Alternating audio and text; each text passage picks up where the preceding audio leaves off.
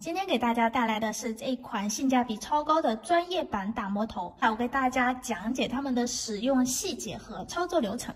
首先，第一步，用这颗梯形小平头，转速开到15左右，根据你打磨机的动能去调整这个转速啊。我们掰开侧甲廓，贴住侧线，剥离死皮，调整我们打磨头的角度，用这个平头的尖部位，看得到吗？平头的这个面，我们用它的一个尖的这个地方，用尖的这个地方的这条棱去推起我们的死皮，注意是画半圆往前，轻微的往前，不要很用力啊，不要用力，轻微的往前去趁着我们的后甲廓的这个皮肤部位进行推起死皮。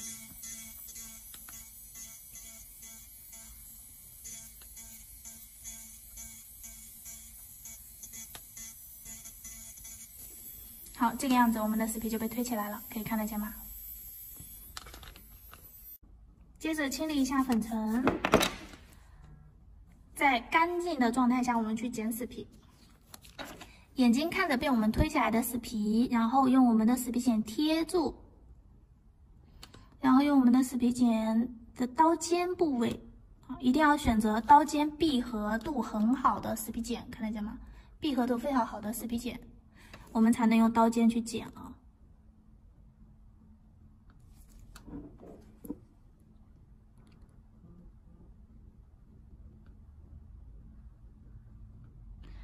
锋利度很高，看得见吗？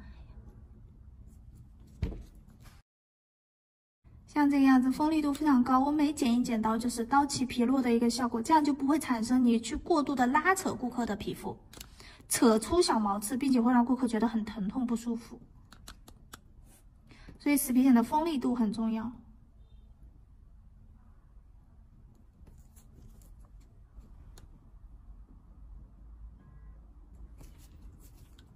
整个修剪过程用的都是刀尖大概1毫米的一个部分啊，就是只用这么一点点，这样我们才能什么？这样我们才能完整的修剪掉整个甲廓上的皮肤，并且不会过于毛躁。然后用这个圆尖头进一步打磨掉我们整个甲面上这种粘连的小皮屑屑。一样转速是15啊。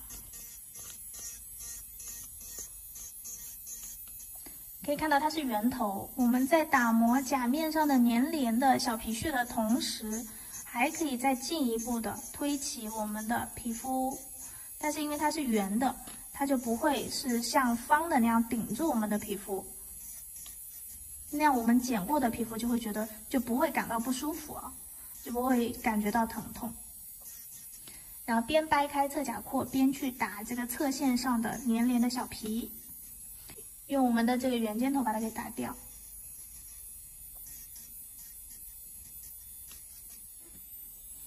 这边是像这个样子掰开它，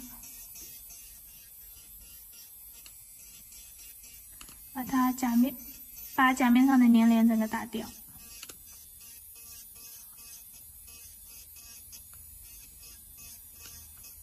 好，这样进一步我们的皮肤又分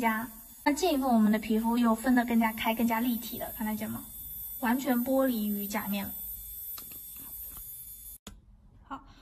然后同样是圆尖头，这个是大师版的 mini 版的圆尖头，它可以用来开边的同时顶起皮肤，但是因为它的锋利值更高，它更适用于什么老手，像新手的话，它更安全，看得见吗？整个肩部也会更粗一点。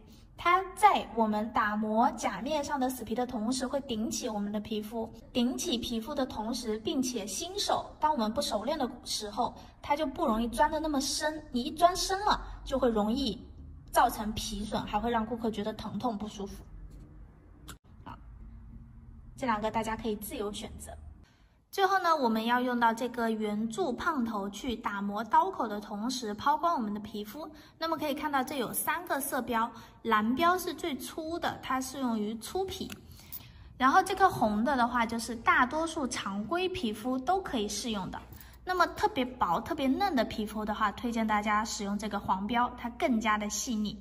如果你的色标用错了，你就很容易造成不该有的皮损。所以选择色标大家一定要听清楚。粗皮用蓝标。大众普通皮通用的是红标，顾客皮肤特别细、特别嫩的用的是黄标。然后进行抛光的时候，我们还可以使用到前置处理液做一个搭配的辅助，方便我们去增加皮肤的摩擦力，打磨干净我们刀口的皮屑。我们可以滴在小酒精杯上啊，或者是滴在方便你使用到的地方，滴管不要触碰到任何外物啊。清理干净粉层，然后涂抹我们的前置处理液，让它吸收一会儿。打磨机转速同样开到15。打磨甲廓部分，我们是用的头的部位，圆形的头的这个部位贴住我们的刀口去打磨，像这个样子就把刀口给磨掉了，看得见吗？用的是头，然后磨的是甲廓的部位啊。侧甲廓也是，掰开它，把刀口暴露出来。然后你需要大面积的抛光的时候，我们就可以用身体的部位进行大面积的抛光。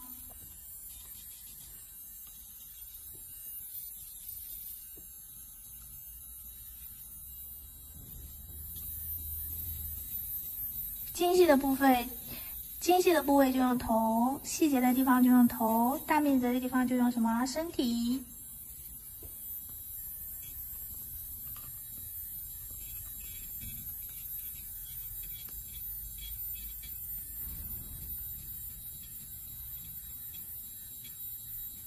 用轻蹭的方式啊，打磨掉象毛刺。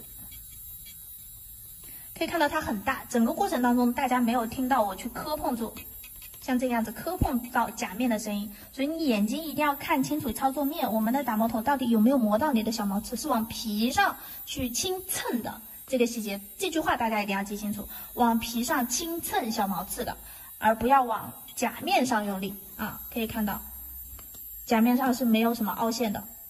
轻轻的刮蹭到甲面，因为它是圆头，难免没办法会轻轻的碰到甲面，但是呢，我们的受力是往皮肤上受力的，这个细节大家一定要记清楚啊。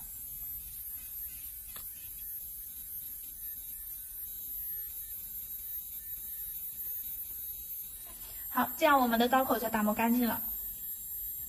来擦干净给大家看一下。像这个样子，先擦整面，然后再折一个小角角，把口袋缝隙里面的灰尘也给它擦干净。好的，我们来看一下，这样我们的前处理就完成了，非常快速便捷的操作。